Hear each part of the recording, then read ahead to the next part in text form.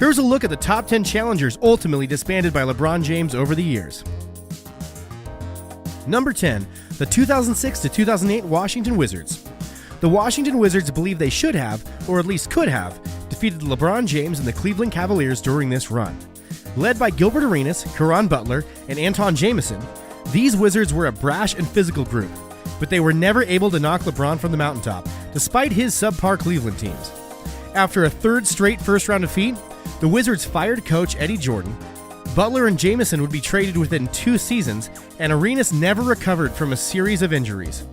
Washington would bottom out soon thereafter, eventually landing John Wall in the NBA draft as a cornerstone to rebuild. Number 9, the 2010 Cleveland Cavaliers. LeBron James' first run in Cleveland came to an end in the summer of 2010 when he decided to take his talents to South Beach. This seismic move reshaped the Eastern Conference for 4 years. James and the Cavaliers were a staple in the East playoffs, but his second-round defeat at the hands of the Boston Celtics in 2010 signaled his exit. James left a flawed roster behind. The second-best player on the 2010 Cavaliers was Mo Williams. They trotted out a nearly 40-year-old Shaquille O'Neal and a number of useless veterans. James abandoned his hometown for the Big Three in Miami. Cleveland would suffer over the next 4 seasons, averaging only 24 wins a year in LeBron's absence. Number 8, the 2014 Brooklyn Nets. LeBron James was coming off 2 consecutive championships when the Brooklyn Nets mortgaged their future for a chance to dethrone the king.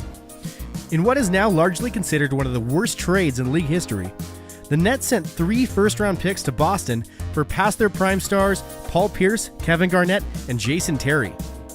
The Nets hired newly retired Jason Kidd as their coach, and they boasted the largest payroll in the league. After sweeping the Miami Heat in the regular season, Brooklyn had their chance to beat LeBron in the Eastern Conference semifinals. The Heat would win the series easily, however, 4-1.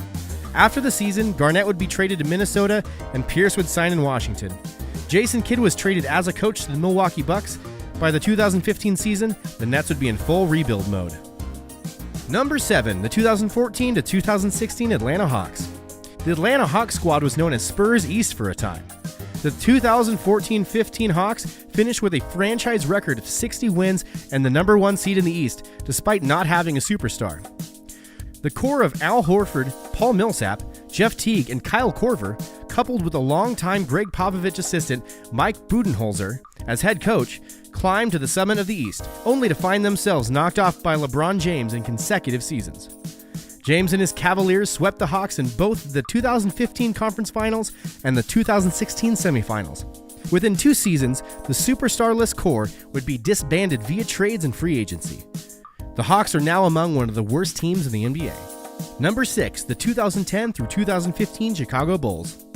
Most pundits early in this decade pegged this iteration of the Bulls to be the team that knocked LeBron from his perch atop the Eastern Conference. Chicago's squad featured MVP Derrick Rose, Luol Deng, Joakim Noah, Carlos Boozer, and a young Jimmy Butler. They would face LeBron 4 times in the playoffs over 6 years and lose every time. Despite having home court advantage in the number 1 seed in 2011, the Bulls fell to LeBron and the Miami Heat 4-1. After losing to LeBron's Cavs in 2015, Chicago fired longtime coach Tom Thibodeau. The Rose, Butler, Deng, Noah, Boozer core, as well as Taj Gibson, would be broken up over the course of the next several seasons. Chicago has been rebuilding ever since. Number 5, the 2011 to 2014 Indiana Pacers. Of all the teams LeBron faced in his current run as King of the East, arguably none came closer to stealing the crown than the Indiana Pacers. Led by Paul George, Roy Hibbert, David West, and Lance Stevenson, the Pacers would push LeBron's Miami Heat to the edge in 3 straight seasons, but LeBron would ultimately get the better of them each time. The Pacers held a 2-1 series lead in 2012 and pushed the Heat to 7 games in 2013, but could never break through.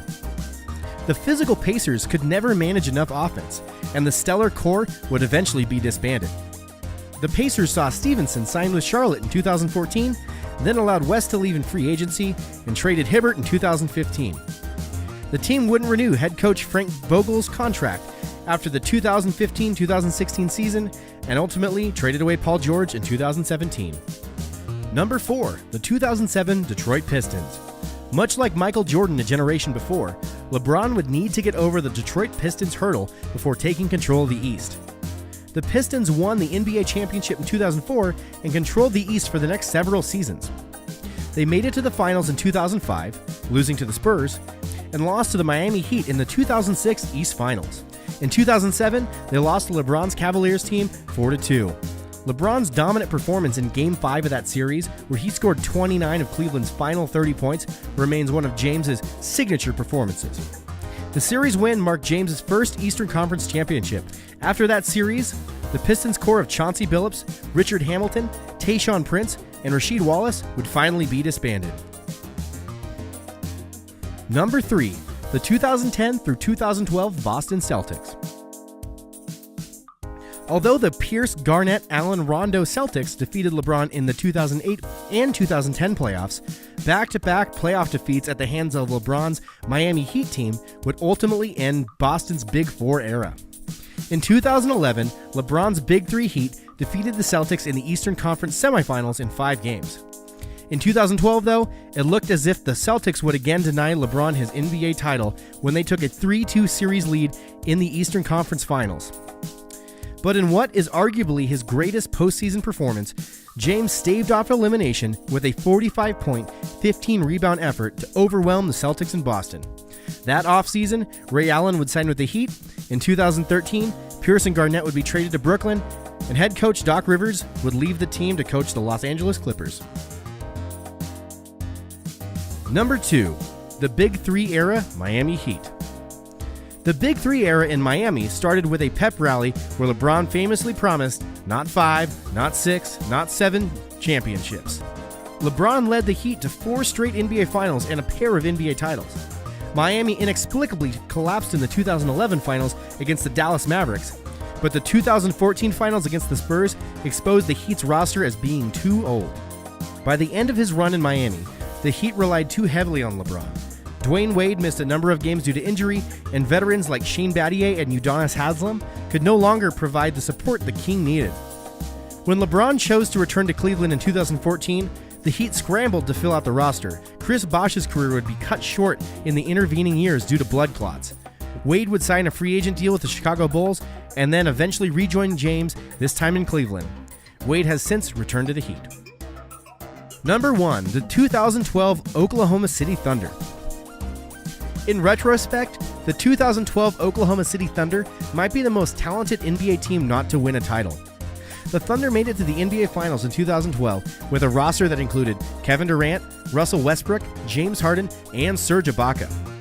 Oklahoma City featured a homegrown Big Three, having drafted their potential trio.